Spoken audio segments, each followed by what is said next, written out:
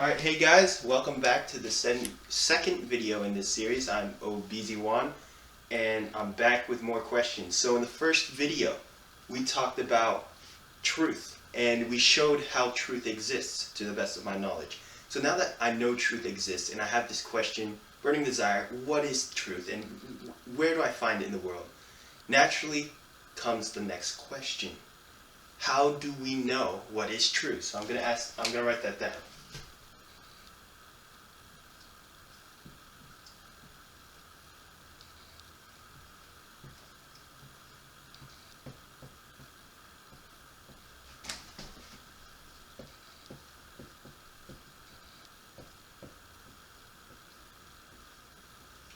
There we go. Okay. How do we know what is true? So we already talked about what truth is, right?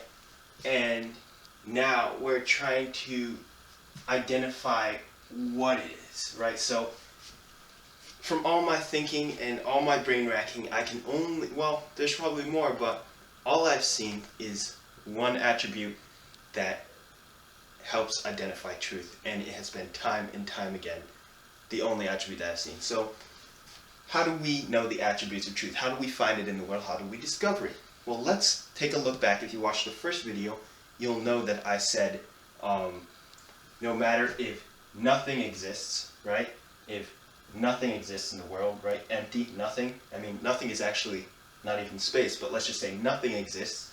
You know, multi-universes exist, right? So multi-universes.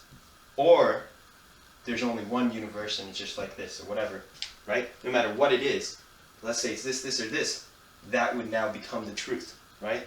So we know truth exists, right? So now let's pretend that the truth of the situation, right? Let's pretend the truth of the situation is that we are on a planet called Earth, right? Because I don't want to get into skepticism, that's why I say pretend and all that jazz. So let's say that's the truth of the situation. Now I'm going to compare a couple different realities, right? And then we'll see what the nature of truth is, and it's going to come out. So here's the truth. I think the truth is there's one Earth, right? And there's a moon. And that's the reality, right? And this is the truth that we've identified. Let's just say we know it already, because we know what is true, right? And then someone says, you know, well, what if there's one Earth and two moons, right? And then another person says, okay, we got one Earth and one moon again. What if there's one Earth and what if there are no Earths and there's a bunch of moons, right? I'm just being funny. And then one more, right? What if there is an Earth, a moon, right? We got our, what is actually true. What if there's nothing that exists, right? So now we're looking at three different examples, right? So this is what I found with truth, right? So we're going to identify truth, because this is what we used as an example in our first attempt. So now we're going to look into it again. We're going to put a T next to the result that is true and an F next to the result that is false. This is not true, right? So true, there's one Earth and one moon. Okay. False, there are not two moons. True, there's one Earth and one moon. False, there isn't four moons and no Earth. True, there's one Earth and one moon. False, there is nothing existing. Now, if you take a look at this column right here, what you're going to see is one thing that I like to call consistency. All of this comes into one word.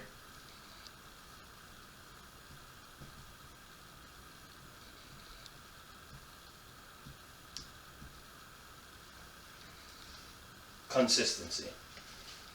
Now, when we can take this word and see that the truth has consistency, we can now look into the normal world, we can look into our everyday lives, and when we say, they say gravity, works in this certain way, and every time you test it, it is consistently, again and again, working in the way they told you. Now we know that that thing shares an attribute with truth, and therefore is closer to the overall absolute truth. Sure, we don't have all the information in the world, right? We don't have all the information. There might be a tiny detail that we're missing. But with more consistency, we're able to identify that this is probably true. So basically what I'm saying is that consistency is an attribute of truth, and when we see that in the world, when we see consistency in the world, we are having an insight into what is actually the truth of the world. We may never know the true nature of the world because we don't have all the puzzle pieces, we're not all knowing. But we can know if something is similar to truth or not. And that is how I believe I will discover what is true. And that's how I'm going to discover truth, right? So truth is consistency. Now we can move on to the next step. And I'll see you in the next video where we're going to start talking about what, the human experience, and is it real? Is it plausible? Can we, deal with it? And see you next time. Oh, and I always forget to mention, please comment, please ask questions, please challenge me, because what I'm going to do, what I want to do is respond to those and really adjust what I understand to be true to the overall truth. And if you see a flaw, a fallacy, or whatever in what I'm doing, please tell me so that I can get closer to the actual truth, because that's what I'm in pursuit of, and I want this to be a conversation so we can really nail down the truth of this world. I'm just telling you from what I've logically deduced throughout my years. Thank you.